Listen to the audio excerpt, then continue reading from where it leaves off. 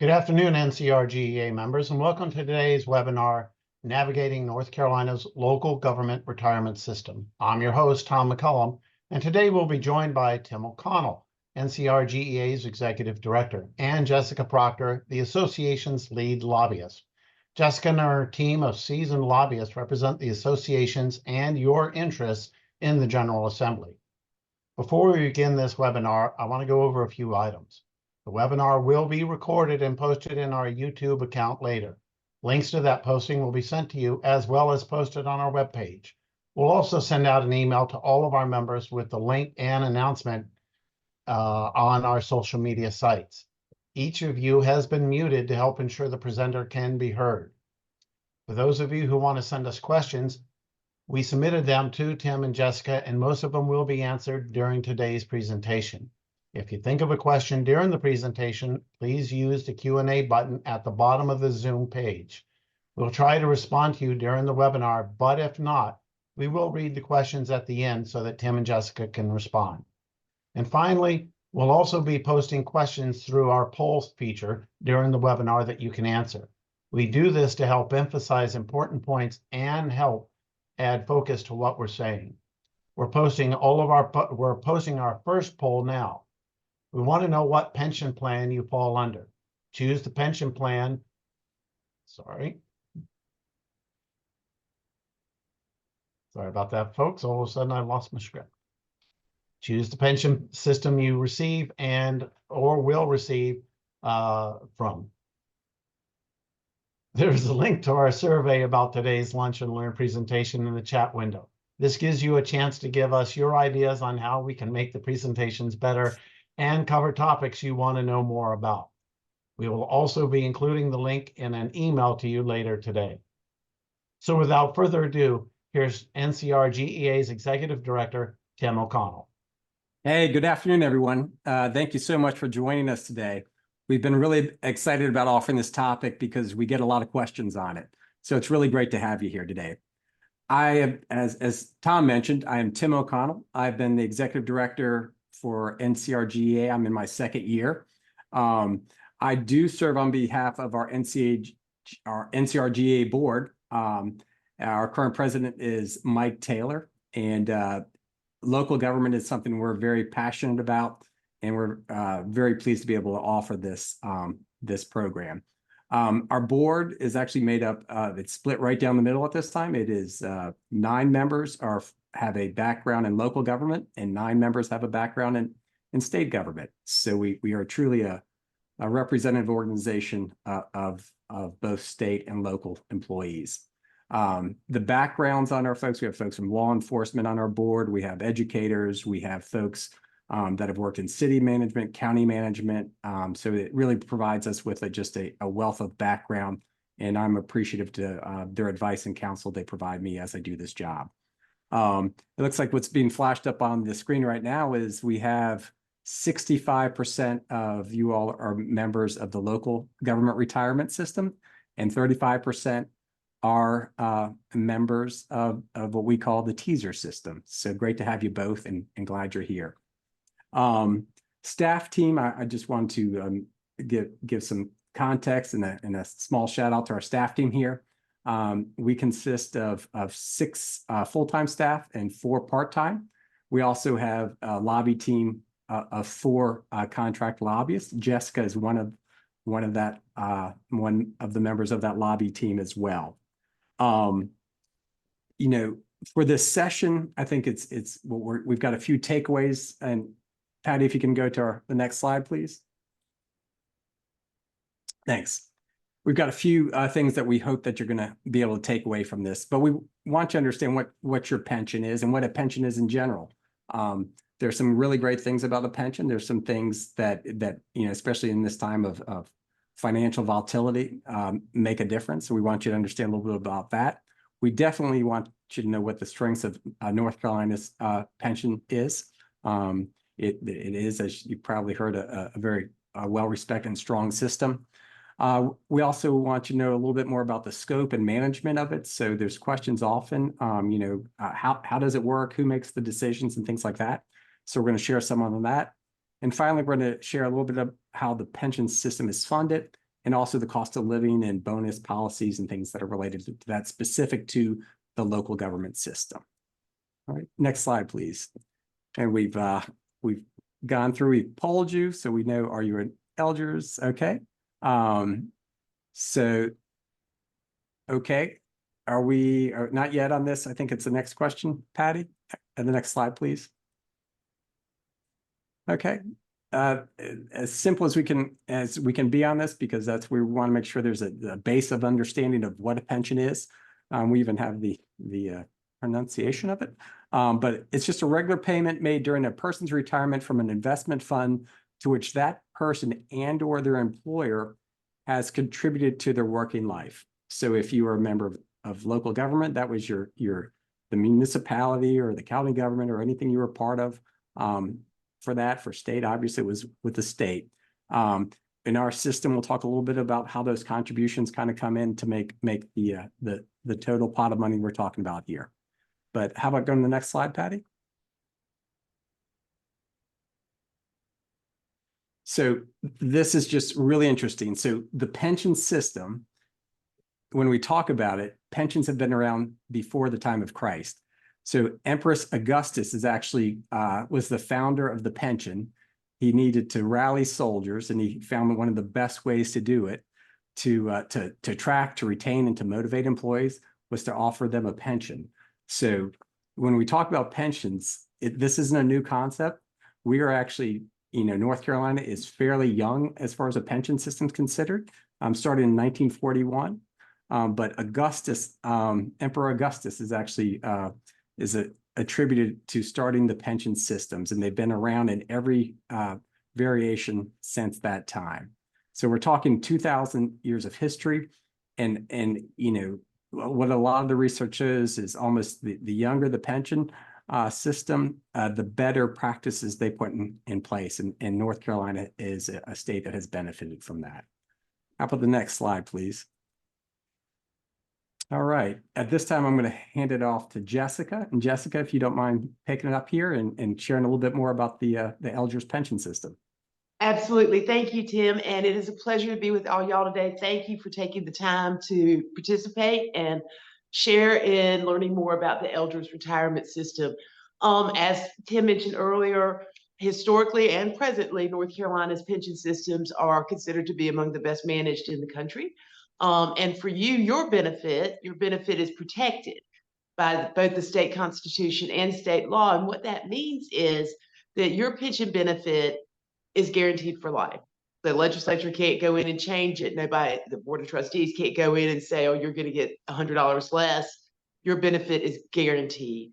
And the great thing about your pension, unlike in the private sector and other parts where people have 401ks, and many of you probably also have a 401k, but your benefit is guaranteed despite market returns. You are going to receive your benefit regardless if we're in a volatile economic time, which we certainly have seen in the past few years.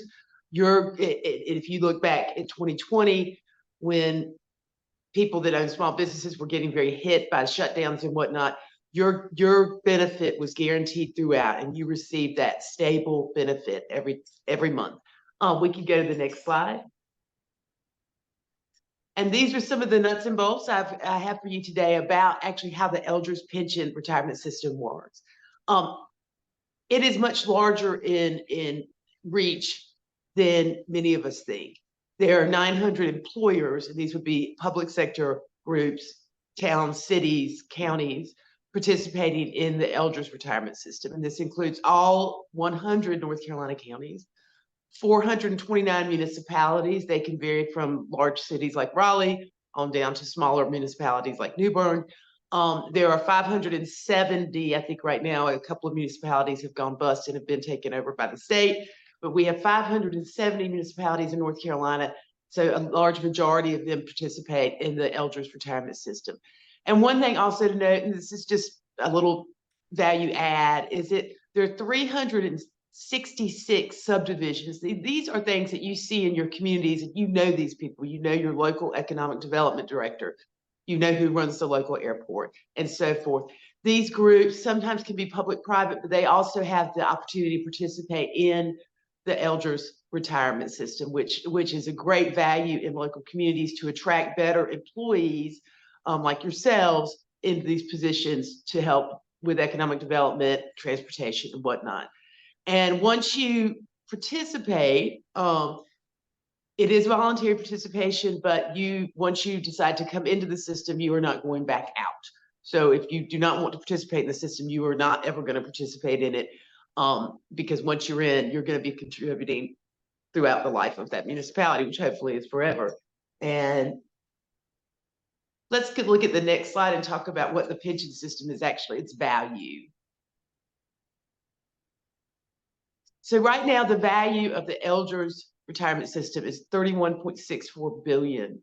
The unfunded liability is quite low for that system, and funding percentages, which is measured all the time, and this also contributes to our state's bond rating. We have a AAA rating. We are one of a very small handful of states to have that AAA bond rating. Our funding percentage is 90.7 right now. That has hovered around the 89 to 91 mark over the last few years. This is among the highest in the country. And it is very similar to the teasers, the retired teachers and state government employees. It's similar at 90%. LGERS are just a slight little bit higher at 90.7. Okay, we can go to the next one. And to look at one thing that I wanted to point out is that the LGERS retirement plan is not just a pension check.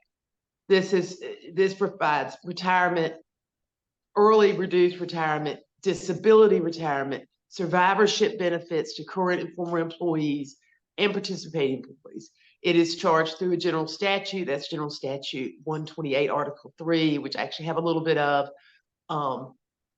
And okay, it will go to the next slide. The LGERS system is a bit different than the teaser system in a couple of ways, but also very similar in how they are managed and structured.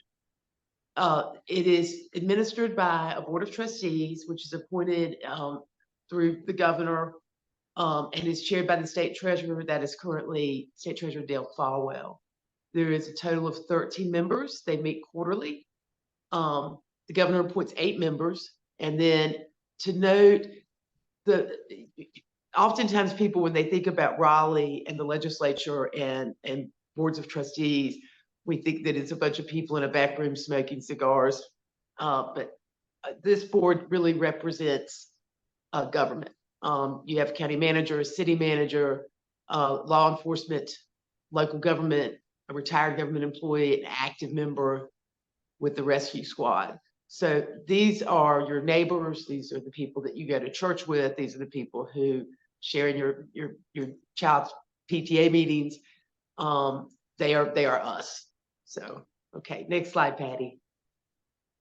Okay, these are the statutes. I'm just going to read some of this quickly. This is the charge from General Statute 128 that establishes LGERS, and that they're charged to administer the pension fund. And this was what started this in 1941. And you can have a look at it for just a second.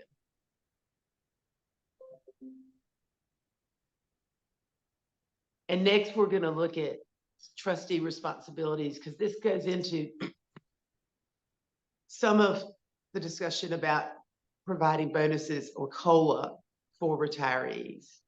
The trustee responsibilities are much the same as they are for the teasers, with the exception that the local board of trustees is who admits and reviews applications to come into the local system. They do make recommendations to the General Assembly for benefit policy changes. And this is important in the discussion, which we're going to get into in just a minute, about how bonus money can be appropriated for the local government. And they are the ones who set methods and assumptions for the system. They do admit new entities. They set employer contribution rate for the local system, which I think many of you probably know. Employer contribution rates are quite high right now, and they are going to go up a bit more. And then in about a decade, they should start coming back down.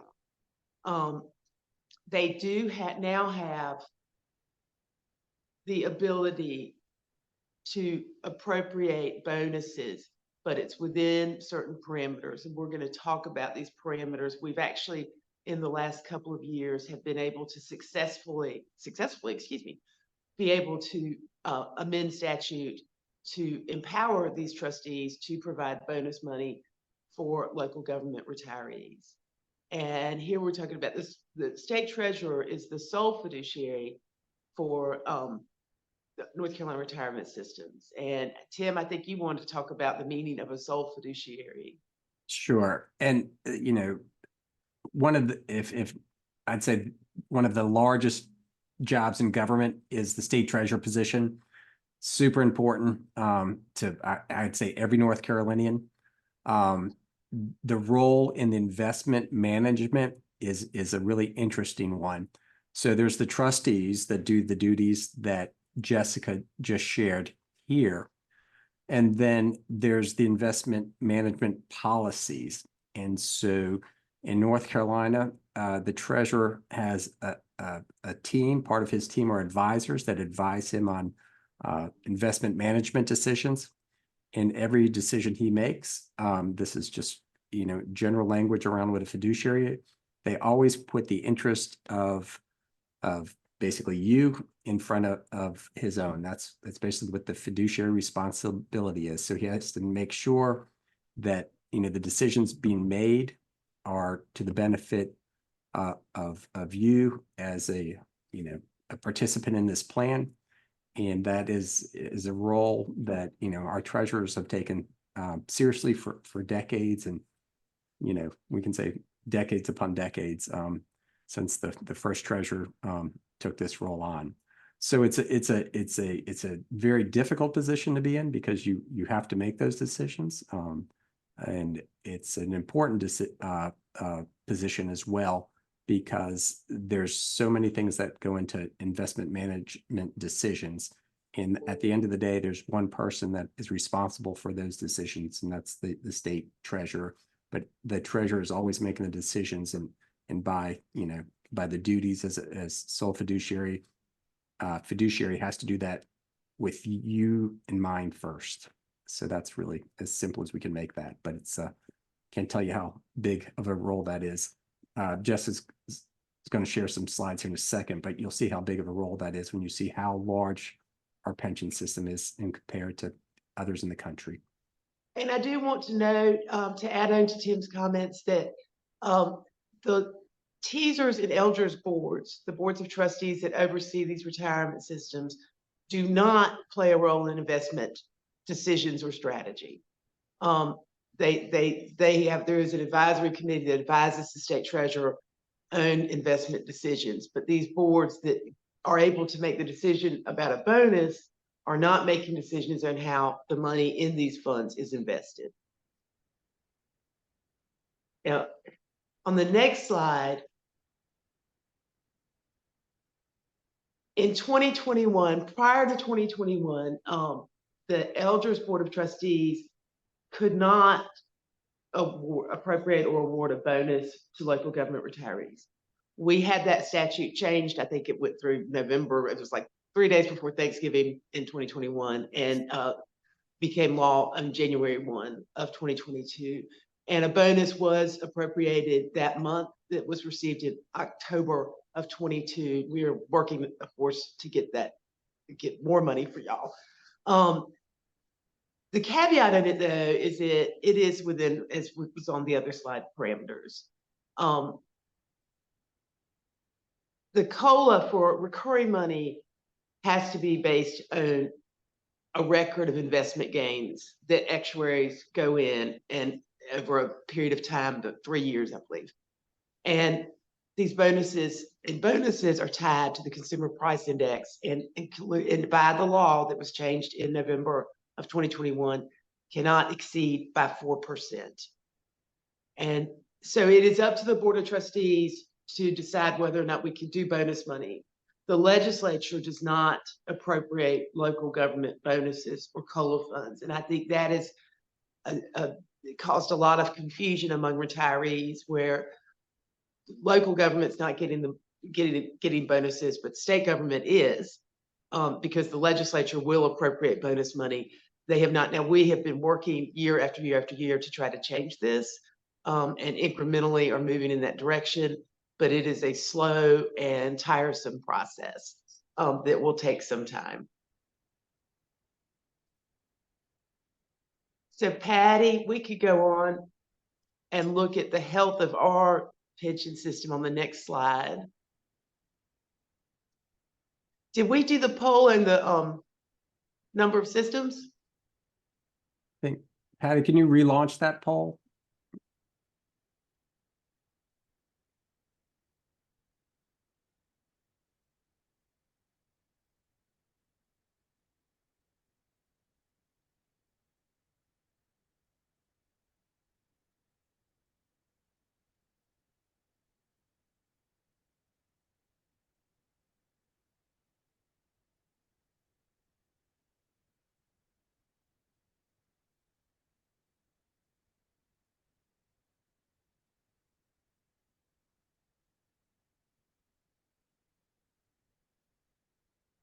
Okay, we're waiting for poll results here. Hopefully they'll be in a moment.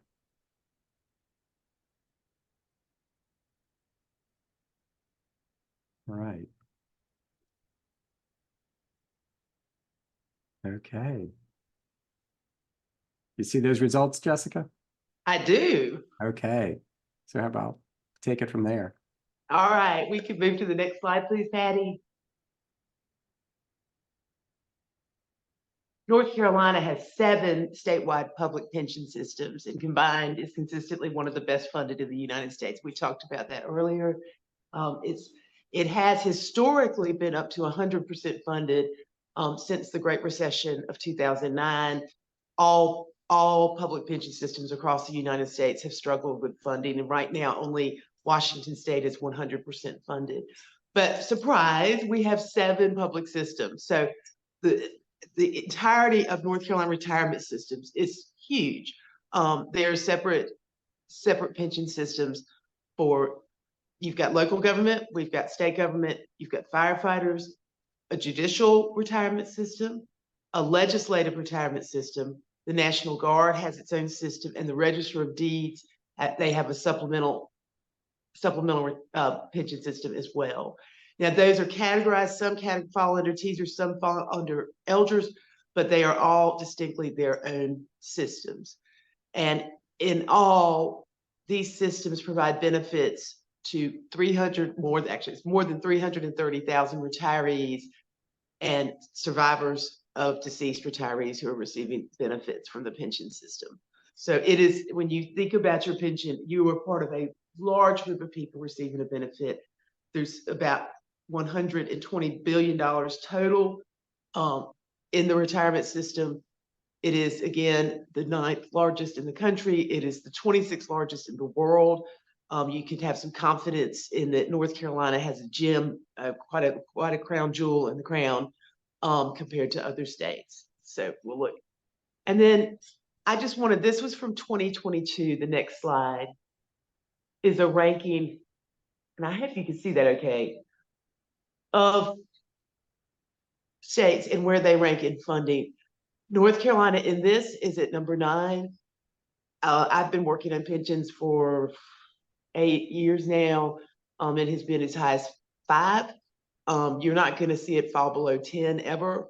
And as you might expect from most everything, the same states stay at the top and the same states stay at the bottom. The bottom tends to be New Jersey, Illinois, and Kentucky. Unfortunately, our sister state of South Carolina ranks pretty low as well. And your states that stay at the top, I find it interesting that both District of Columbia and New York, because they have huge pension burdens, because they are largely, District of Columbia is a government, but they provide, they're funded. I'm sorry, I'm wrong to say that. District of Columbia is funded fully. Tennessee has an excellent system. New York stays up there. They have about 3 times the assets of North Carolina. And we're right there at number 9. And I think in years to come, we will gain or go up. And then the next slide it's just to give you a look at the asset allocation within the fund itself. So you have almost 40% is on fixed income and cash, and 33.6% is in public equity. And 1 is in limited liability public equity. And then you have real estate, you have some real estate, and some investments in inflation protection.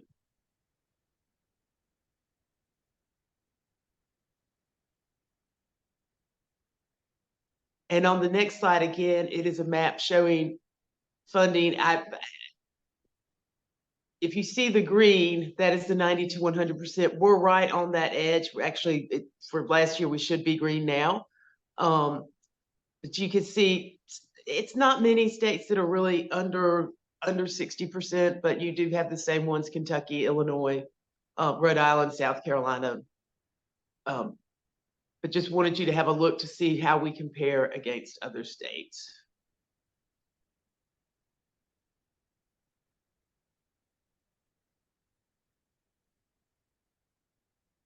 And then lastly, we have a resource page that we hope you will find helpful to learn more, or perhaps advocate for yourself and your neighbors and your former coworkers.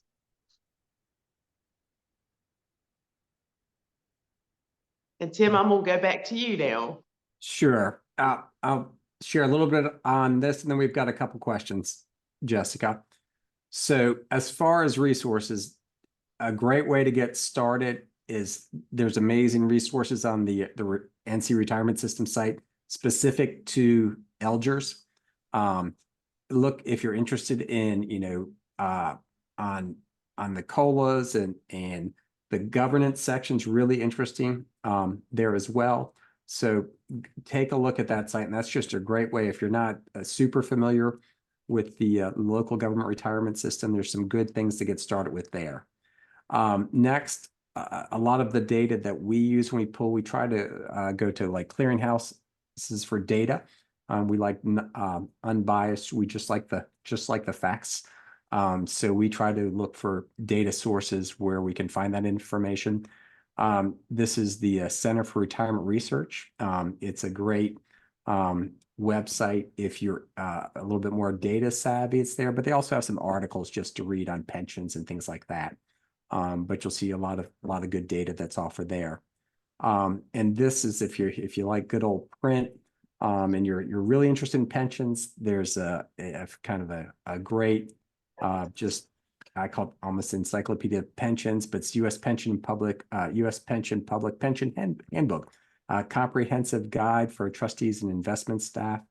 That's just a good book. It actually does a nice job of balancing it. Between, I would say, heavy things that an actuarial may appreciate, but also it's designed for trustees who often may not have a lengthy background in pension understanding. It's written for that. So that's a good book if you can pick that up. I picked up a used copy not so long ago. And actually, I've got a typo on this, so please forgive me. I just noticed that should be Keeper of the Public Purse. That was written by a treasurer from the past, Harlan Boyles, and actually a friend of mine, Charles Heavily, co-authored that book. But if you're looking for the history of the North Carolina's Treasury and the pension and retirement systems and everything to do with that, that's a great history just to look at, because I think it's important to to understand. If we want to understand where we are right now, it's good to understand our past a little bit, and I think that's a great resource as well. So I believe we had 2 questions, and could we bring those up? I'll take a look here and what we got. So we've got one, and it is from an anonymous question, but it says, when will LGERS start getting a COLA, and will it be retroactive? So the slide that was shared, and can we back that up? And it might have been, Jessica, the one about the variables. Was it number 12? And Patty, if you can help us on this, we're going to back up a little bit to the slide. The factors that for COLAs. One more, please, I believe. 13. 13, slide 13, please. Okay. So the when is, the decision is made typically at the January quarterly meeting of the trustees, which is coming up, and that would be on January 23rd. The variables that they are going to be looking at are the ones that we mentioned here. So the question is, you know, the 3-year gains or losses. So they're going to be looking at that. They do have the actual report, so they're going to be based upon those. They've got, they're limited, as this says, by, you know, the bonuses can't exceed the consumer price index increase as well. So the key thing is going to be the 3-year period returns. And I do know 2022, and as far as returns, especially for everyone, was a down year. So the decision, that's going to be a factor in the decision on whether COLA or bonuses are going to be awarded. But that will be decided typically at the January quarterly meeting of the trustees. May I add to that, Tim? Yes. I would like to add that there is a much greater probability of getting a bonus than there is to get a COLA. That would be the opportunity, I think, with the downturn in the markets in 2022.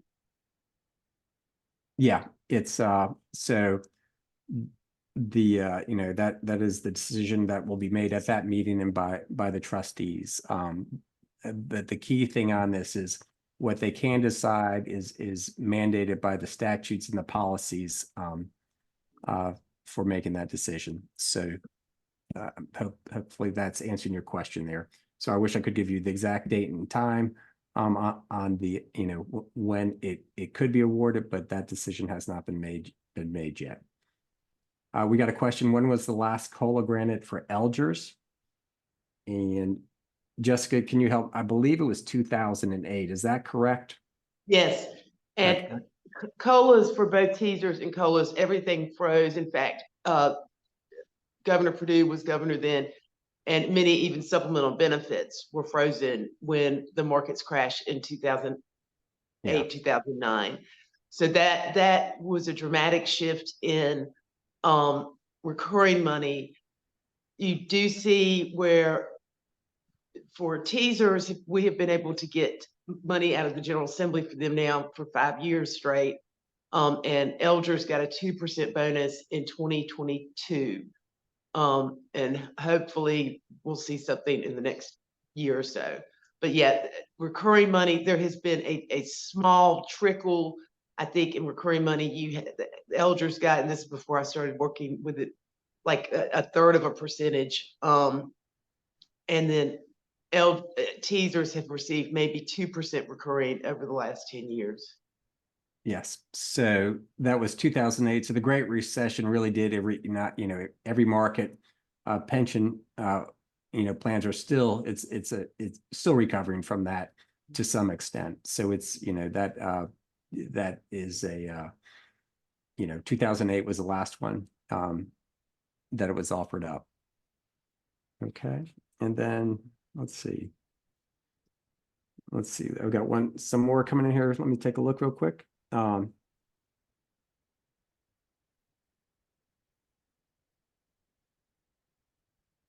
Okay, I've got one, and I'm probably going to have to, I'm going to do some research. I'm sorry. And if there's one about an initial pension monthly payment, if we could get a little bit more detail from you, I'll see what we can do to research. It's a pretty specific question. And then I've got a question from an Iris. Will this information be shared with attendees? Yes, that's our intent. We will send you the slides on that, especially if you're interested in those resources and the links for that. We'll get that out for you. Okay. And I'm going to let you, Jessica, it's a little bit of a reiteration of a similar question, but this is from Alice. How can retirees get a COLA instead of just a bonus? Alice, that's probably the most important question to ask. And thank you for asking it. There's going to have to be a pretty hefty public policy lift. Just getting statute changed in late 21 to provide a bonus was a pretty large lift that was way overdue. And unfortunately, a lot on the local level, locally elected officials are focused on their communities, and the legislature tends to want local governments to take care of themselves, and they take care of the state. And that has created a bit of a gap in how LGERS are treated with regard to COLA and bonuses versus teasers with regard to bonuses and COLA. It will take a lot of internal and legislative shifts. It will also, and I am not an investment broker, so I'm not going to pretend to be. It will probably take a review of some of North Carolina's investment policies and how much risk the state can take on to bring in have the return on investment to provide that revenue to the retirees as recurring money. I hope Alice, I hope I gave you some kind of answer. I'm trying. Yes, all good questions. So we appreciate it. I've got another one here, and I'll take it. Jessica, and you can please chime in. But it says, what can we do as LGERS to help in the pursuit of having the legislature be involved in COLAs? So this, you're actually taking the first step today. So, knowledge is power. So understanding a little bit more about the components of your retirement system is really important. I always love, an important fact is 85% of the dollars that you receive are the dollars you put in, and also the earnings from those dollars. So, there's that kind of information. There's empowerment in that type of information. There's also just, a lot of our legislators do come from a local government background. So we're fortunate that we have folks that, have a level of understanding of that. Some do not. And making sure that as new legislators come in, they do have an understanding is a really important role. And that's, that's the work Jessica and our lobby team take on. And we try to, be informative and nonpartisan. That's really important to us in sharing information. But at this point, the best thing you can do is just increase your knowledge. We do have events. We have advocacy days scheduled coming up, so you can meet with your legislators and kind of share your position. And there's a number of other opportunities that are there that we can talk more kind of offline on. But the important thing is understanding what the pension system is, what the statutes have in them, and that's a little bit of what we shared today. And then, how can you then communicate with your representatives who you all help elect, to let them know that, that local government retirees are, there's some things that they would like to have considered. So Jessica, can you offer anything else up? Well, so as most of you are local government retirees, y'all have served as bellwethers of your communities. And I do think, as Tim said, that information and knowledge is power. But your communities, and you know a town commissioner or a county commissioner or the mayor or someone that you could have a cup of coffee with and say, look, inflation's here. We haven't had a COLA, and just lay out the facts. And I think that you will be heard. And that is one thing that I think with our lobby team, we struggle with, is because we do cover all of North Carolina. We cannot be in the grassroots. For you to empower yourself to go have those conversations, they don't need to be confrontational. You don't need to yell or curse or anything, but say, look, this is where we are. I served this community for 25, 30, 35 years, doing jobs that a lot of people didn't want to do. And I'm drowning in inflation. And there's plenty of data out there which we can share about the economic impacts of retirement funds, public sector retirement funds in North Carolina. I think the economic output, Tim, is 40 billion. For the investment of dollars back? Yes. So I understand the question. Can you restate it, Jessica? I just want to make sure I give the right number. the amount of money that goes back into the North Carolina economy that came from pensioners. Annually, it's $8.1 billion. So, all right, I overshot that a little bit. Sorry, but that's okay. But that is real money, and those dollars are important to every community. And additional money to help offset inflation for elders will only go to improve their communities. And every elected official wants the best economic development for whomever he or she serves. So that's what, have the conversations, and however we can help you be as knowledgeable as you can be, we're here for you. Okay, I think we have one from our own. This is Bob. So Bob is saying, do other states' local government systems receive state appropriations? And I would have to. That's a great question. It's a great question. So thanks, Bob. We appreciate it. We can dig on that. If the one thing that, there's so many unique variables to every pension plan and so many pieces to it, and how and when they were put together, that there could be other states that actually do that, but we would have to do some follow-up research. I can share what little I know is that you do have some systems, Maryland, your commonwealths, that do divide up and have some appropriations for local, but they cluster them differently than North Carolina. Most states in the country are no longer providing any bonus or COLA. Now, some states have it as statute, but I think that's only 3 states. North Carolina is considered an ad hoc state for retired teachers in state government. The elder situation has been compounded by the burden of the contribution upon the employer. So there's a lot of work to do to get this back where you are seeing recurring money again. But for states to appropriate for local pension systems is probably only in a smattering. Massachusetts, Virginia, Pennsylvania does not provide anything. And I believe Maryland does. Okay. Okay. So here's a question from Susan. So when the economy is bad, markets drop, inflation rises, so COLA is needed. But can it be given when markets are down? And I'll answer part. Jessica, please add in.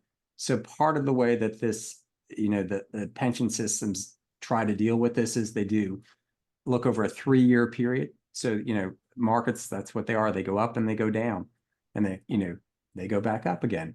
So by looking at over a 3-year, and that's how COLA bonuses decisions that's the factor that's used in that helps kind of smooth out that volatility in that. So, that is one way it's addressed. So it's your question is a good one.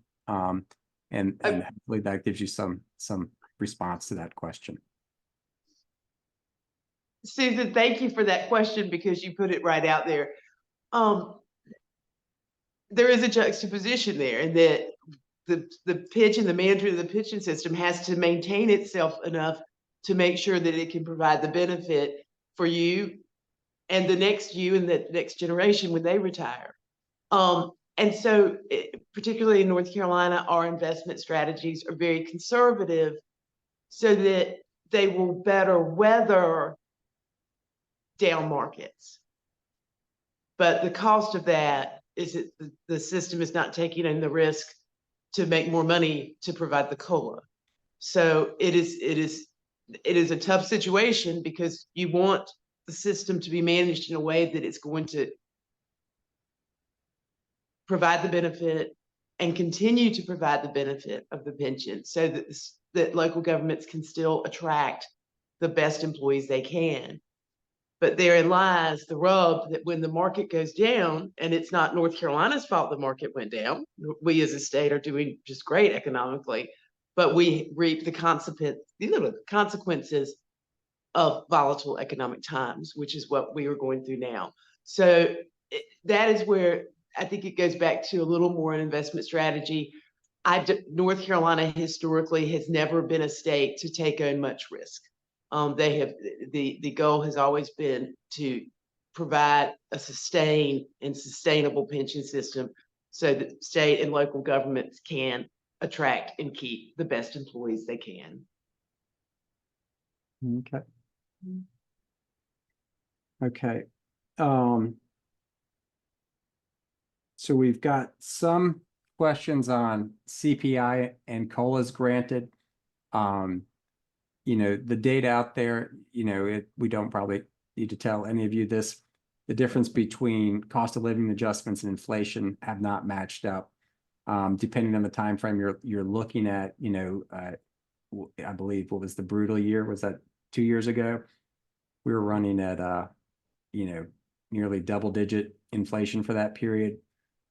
So that's, I think, we know it and we feel it for you as well. So we just on that, but the cost, the CPI and the COLAs, have not matched up, historically, at least for the past, since the Great Recession.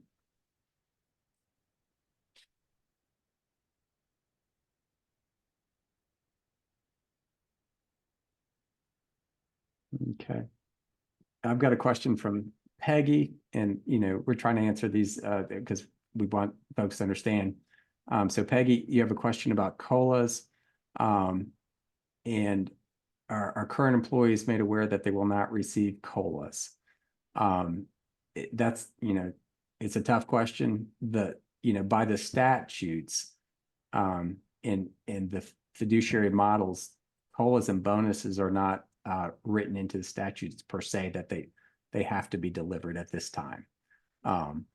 So as far as, do current employees know that?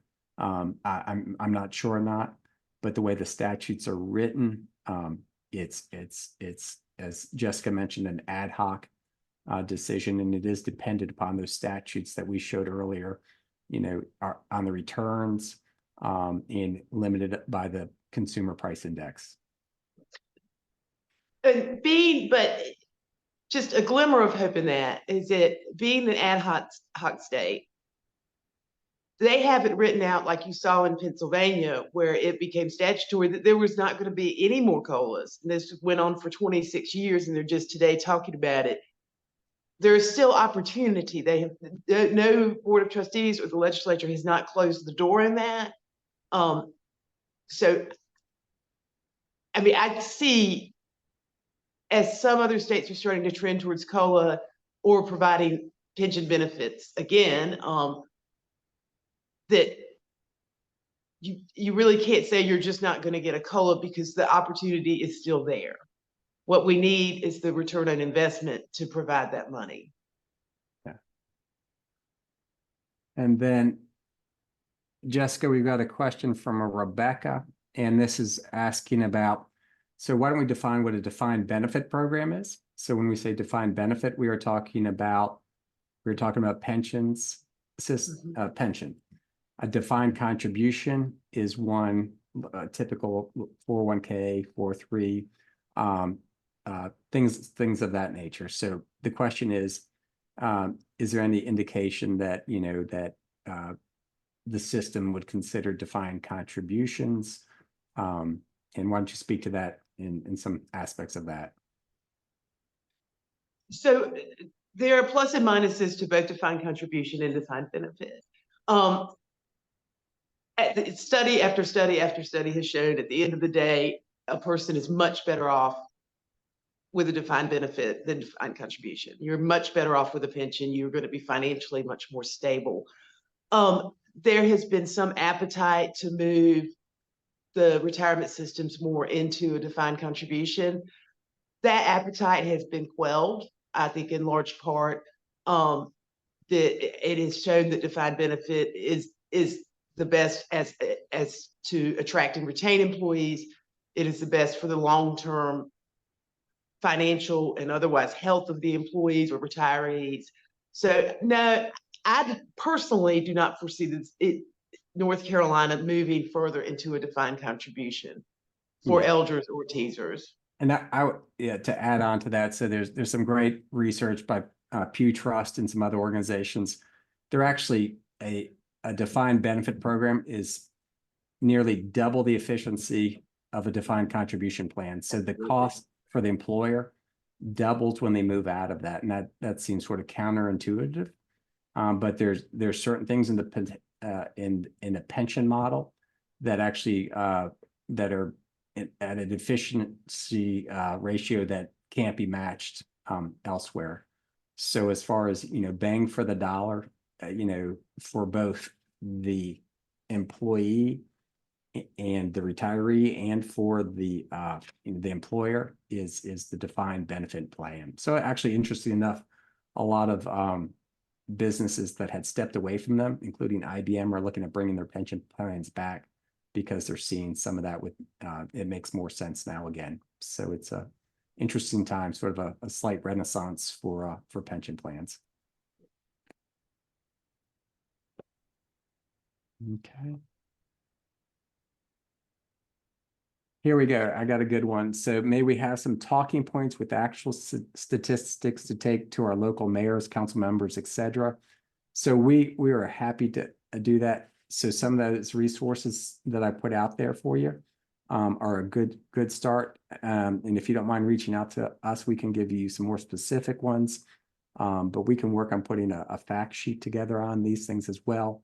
And the uniqueness of every county and municipality makes a lot of unique conversations from the standpoint. But we do think for everyone is just, information and knowledge is power for everyone. So if we can help share that out and, spawn healthy dialogue, that's our goal on this. We have time for about 2 more questions before we have to move on. Okay, I'm gonna toss you one. I know how you're gonna answer, Jessica. Can you give an update on any Bailey tax being expanded? That's just it doesn't go away. So can you share? I'm trying to figure out how to share without getting completely into the weeds. We have been working to help expansion of Bailey, call it what you will, tax exemption status for government retirees, local and state. Currently, military retirees in North Carolina are exempt from state personal income tax. We are working at the legislature to get that expanded. There is an appetite for it, and a good one. It is in sort of the culture and spirit of our state Senate. They really want to end personal income tax altogether. We are positioning ourselves to say this has got to be piecemealed out. The state obviously cannot afford to just wipe out personal income tax for everyone. Piecemeal it out, let government retirees give us the exemption first. However, that said, I will give you an example. I had a very simple regulatory issue that took 5 years to solve. These things take a lot of work from central staff, a lot of estimates and the economic impacts it would have in the state and the state budget. So it will take time to do, but it is a legislative goal of this association and has been for the last couple of years. We have had bills filed to do this, both the House and Senate side. Those bills unfortunately got tangled up in some other political economic things such as casinos, and that stymied progress because you have to find the revenue to run the state somehow. But I think that local, it would be included with state government retirees for that tax exemption that will come back up during session this year. And thank you so much for asking that question. That's something I really want to get done. Okay.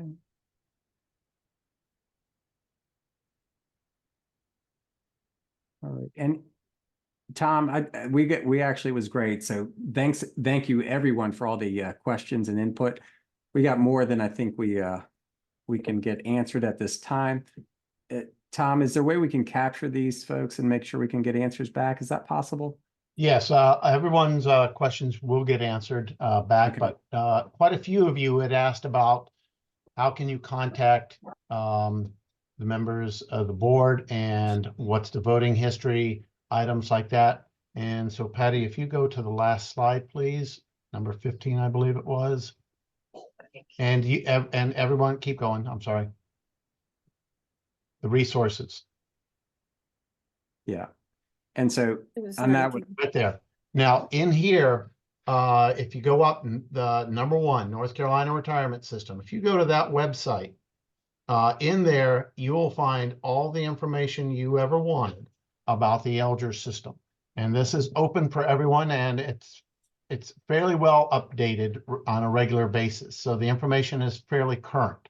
In there, you'll see what the topics were at their quarterly meetings, who voted for what, and it helps to explain what Jessica and Tim talked about of how COLAs are awarded and what's the basis for awarding a COLA and the likelihood of COLAs or bonuses being awarded out.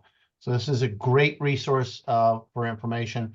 And as Tim mentioned, we will put together a fact sheet that we will get distributed out. It'll give you some talking points about the benefits of COLAs for the pension systems that reach out throughout not just local communities, but throughout the state of North Carolina. The amount of return that your pensions put into the local economies is phenomenal. so reiterating, so and also saying good job to the retirement system. There's great transparency on that website. So if you want to see, learn more, please start with that. The governance section is great. They put all the agendas, the minutes, all that is out there.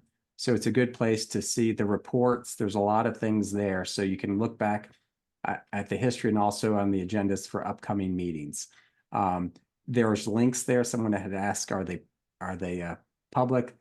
They're government meetings that government meetings have to be public, so that you can actually access those as well. And there's some information on that. So if you're looking where to start on these links, I would definitely say start with the retirement system. And then if you're looking for data and more, other things, that Center for Retirement Research has a clearinghouse of data information you can access. And then if you're just, folks out there, I know that's so great about, all of us who have worked in public service. We cover all these great, knowledge, backgrounds, and experiences. So if there's folks out there that you enjoy pensions and finances and a little mathematics, those other resources I think you're going to enjoy. Keeper of the Public Purse, even if you're, it's a smaller book, but it's a good history of the system. So there's some good resources there, but I really appreciate all these questions, especially you all asking what you can do and how you can learn more is invigorating for us here at NCRGEA. And Tim, those links are in the chat, as well as the link to the survey for today's session. And if you have a question or a comment that you think of later, just reach out to Daryl Fulmer at DERYL@NCRGEA.com. And Daryl will get the question, will help research the answer and get it out to the people who can answer it. But before we leave, we want to let you know about a special lunch and learn we're hosting on January 24th from 12:30 to 1:30. And that's with Lisa Wallace of the Social Security Administration.